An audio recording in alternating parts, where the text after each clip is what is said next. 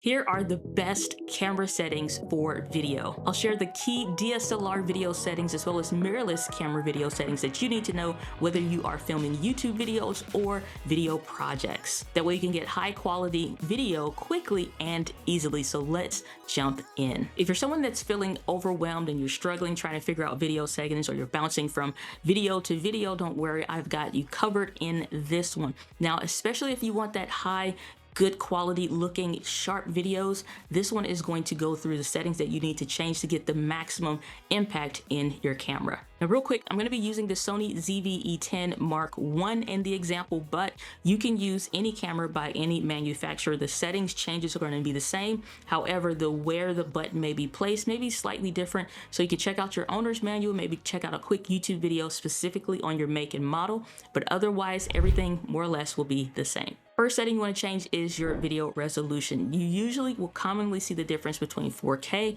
or 1080p. If you're trying to make the decision between which ones should you use, I recommend using 4K. It is going to give you the highest quality, or at least some of the highest quality that the camera you have can do. Some higher end cameras can do 6K or 8K and sometimes even beyond that. However, for most people, especially if you're just getting started creating content, you'll have an option between 4K and 1080p. 1080p is full HD, and that is going to be a great starting point, especially if you have a computer that really isn't built for video editing. So there is a difference there. If you want to work with smaller file sizes, this is a great option, but it won't give you the highest quality and sharpest videos. A lot more quality in a smaller package, or in a same or similar package. That's what 4K is, and that's really great if you plan to take that content and move it over to shorts or reels or some kind of vertical video format, and it holds and retains its quality really well. Next up is frame rates. This is where you'll commonly see 24p or 30p, or you'll see FPS, which stands for frames per second. Now, this is what's going to give you kind of a little bit of an aesthetic. I like to use 24 frames per second. This is commonly what you see in films and movies and some more cinematic quality content. And then 30p is what you commonly see for most YouTube videos, especially if you want it to look just a little more richer, because there's a difference between 24 individual photos or 30 individual photos per second. Think of it in those terms. So if you have 30, you have more. It's a little bit extra quality, which is why it tends to look a little bit richer, especially if you're comparing it to things like sports, daytime television. They all use 30 frames per second. So you can choose what you prefer of those. I like to use 24 frames per second. The next most important setting is going to be what's called the exposure triangle. This triangle has three important areas. If you can remember these three things, you can always feel confident going to adjust your settings.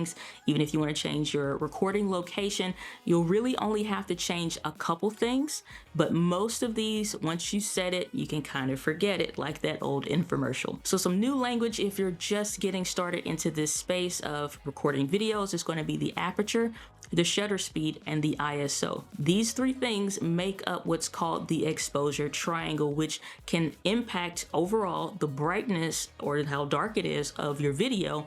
But they each do different things, and they overall can impact the brightness or the darkness of the quality of your image, but they all individually have certain features. The next setting that we want to change is going to be shutter speed, because we just finished changing our frame rate or deciding what that's going to be. This now helps us with adjusting our shutter speed.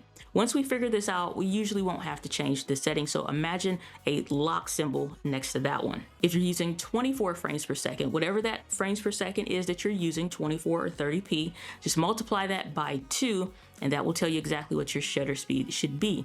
Depending on your camera, just go as close as you can, whether that's 1/48, that'll kind of look like a fraction, or depending on your camera, it just may say 48 or 50. And then depending on where you're located, you may see just different options. So just go as close as you can, which is usually going to be 1/48 of a second or 1/50th. And if you're using 30 frames per second, choose 1/60th for a second for the shutter speed. The next setting that's usually right next to the shutter speed is going to be your aperture, or commonly referred to as the f-stop. It's super easy to identify. You will see the letter F next to it, or it'll sometimes look like a decimal. This is the number you're probably going to fall in love with, because it determines whether or not you have that illustrious blurry background. The lower this number is, the brighter your image becomes, but also the blurrier your background. So if that's something that you want to set this number to as low as it can go. The other reason we want to do this is so we bring in as much light as possible to the camera. Without getting super technical, it's just something that usually you want to do to get the best settings so you don't introduce digital noise, grain, or anything that you don't want or don't expect to have in your videos. So let's say you do want to get a blurry background. You want to go and have a lens that's at least f2.8 or lower. Usually if you're starting with the kit lens though, you'll see that this starts at f3.5, and as you zoom in and out, that number changes. So the only way to get a lower number is to invest in a different lens. We're not going to dive into that in this video, but if you can get a different lens, if you want a blurry background, if you want everything behind you in focus, depending on what your setup is, f3.5 is going to be fine. And lastly, in our exposure triangle is going to be the ISO, and this deals with light sensitivity. We usually want to keep this number on the lower end or as low as your camera can go, because again, it won't introduce any artifacts or digital noise and stuff that you may not even be familiar that can happen on your camera. You don't want that. You just want it to look good, clean, and sharp. So let's set this as low as it can go, and then we'll adjust it in just a second when we switch over to the ZV-E10. Now, one of the biggest settings that is going to impact the way your video looks is the white balance. You want to get a gray card. Now, on one side, you'll see that it's gray, and on the other side, you will see that it's white. You can pick these up super cheap on Amazon, even sometimes at a local camera shop, and whether they have the flexible ones that bend up or the little cards, both would work. And what this gem does is allow you to take a picture or a sample of this on your camera to read all of the light in the room, whether you're using some window light or you have dedicated lighting. So that way your skin tones look normal. If you have a white wall or something, it actually looks white. And if you're wearing like a black shirt, it doesn't have green or yellow hues to it. It just looks the way that it should look. So you definitely want to do this. This definitely impacts your skin tone way more than most people think. The other element when it comes to white balance is, what if you don't have a gray card? You need to do that video now. Well, there's a couple options available to you. You can figure out with the kelvins, or that's how light is measured, similar how temperature is measured in Celsius or degrees. Well, light temperature, whether that is kind of blue and really cool, or whether that's orange and kind of warm on that spectrum, is based on Kelvin. So we want to look for, in our white balance setting, where does it say something like 5,000 K or 5,000 kelvins? Because then we can look at what the kelvins are on the light bulb or the light panels that we're using and just match it and set it to there. And then if it still looks a little too warm or too cool, you can just visually adjust that to say, it's a little too warm, I want to go down, or it's a little too cool and I want to go up and make that warmer. So let's address an elephant in the room. Should you use autofocus or manual focus? Well, if you're getting into video, you don't want to be worried about little things that honestly do make a big impact. But at this point in the game, autofocus is 100% reliable for the most part. I know I just said 100% reliable, but it really is, especially if you have a camera that's even 4 or 5 years old. It comes with face and eye detection autofocus. The camera is literally focused on your eyeball, or it's focused on your face, or if you're walking around, it's focused on the person. And so it has the body that it can detect and follow and track around. But if you're only doing talking head video pieces to camera like this, your camera doesn't have too much else to focus on other than you. So depending on your camera model, the make and the manufacturer, just check and see, do you have a version that maybe has some quirks with the autofocus, or is it just about 100% reliable? I like to use Sony cameras. For me, they are 100% reliable, especially when you look at cameras that came out from even 2019 on forward. You're good to go.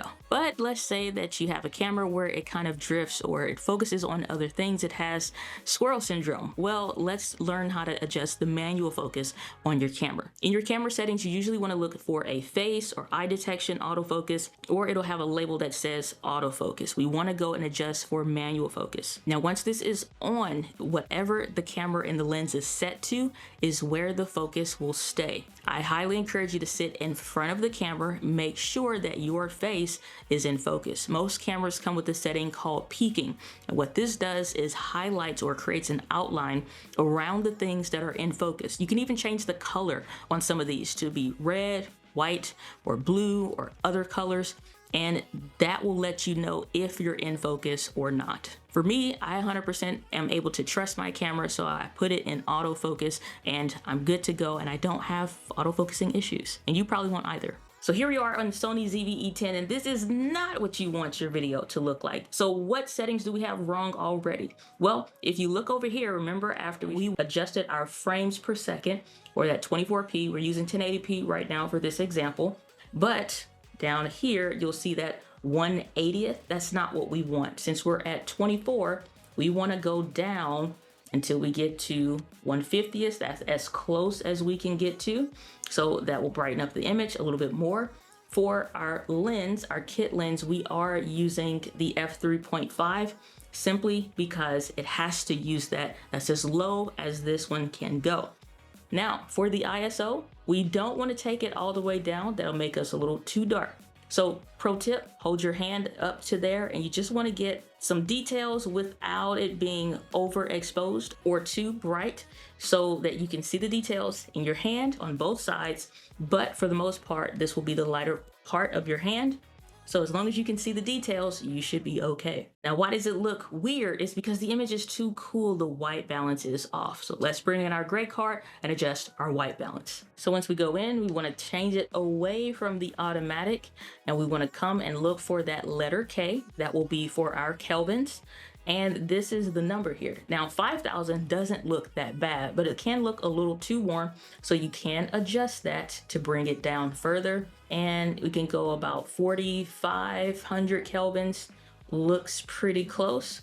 You can even bring that down to 43 if you wanted that a little bit more cooler, but let's go 45. Now, you can take a picture using the gray card, and then you hold it up, take that picture, and the camera will decide what that is. But again, you are the final critique here. So you get to adjust if you want that a little bit cooler or what have you, and the camera will tell you what that icon is or what that Kelvin setting is, and then you can adjust from there. So now with our white balance adjusted, it looks way better than trying to figure it out sometimes manually or trying to use a white piece of paper. Just get a gray card. It works so much better. Now, if you remember, I said that we would want to switch out the lens when it comes to getting a blurry background. Well, if that's what you want to do, then we need to get a different lens where it has an f2.8 or lower. If you're a beginner and you're not really sure on what to do or what lens to get, you can research your camera and the best lens combinations or the ideal lenses for what you're trying to do. But I'm going to swap over to this lens that does have an f2.8 just so you can see a little bit of the difference. So right now we've switched over to the Tamron 20mm f2.8 lens. Now, if you look at the fairy lights over here on the bookshelf, at f3.5, you can pretty much see everything. It's a little bit of a blur, but not much. So what we're going to do is adjust our aperture, and we're going to bring that down. All right, so we went from f3.5 and we're going to bring that down to f2.8, and you can see it get a little bit more blurry.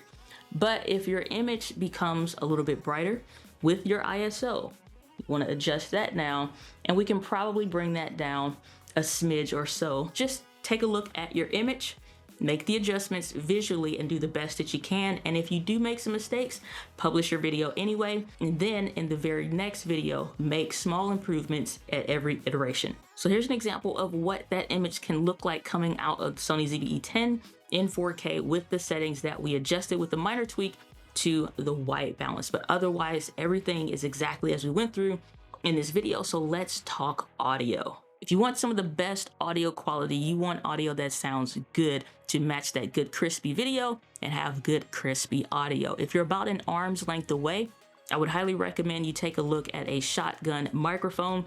This is just my Movo VXR10. I've had this since 2017 and she still works like a charm. This sits on your camera so it can face you directly. Now, if you're further away from like an arm's length or further, then you definitely want to look into something that is a bit closer to the talent or you, the person recording the content. So if you're going to be a bit away, you want to look into something like a lapel microphone. This can clip directly onto your shirt, and this is usually what is the go-to when you need to get some distance between you and the camera while making the audio still sound very close, because it is. Now, you can do that one of two ways, which is connect it directly into your camera, or you can get a wireless kit.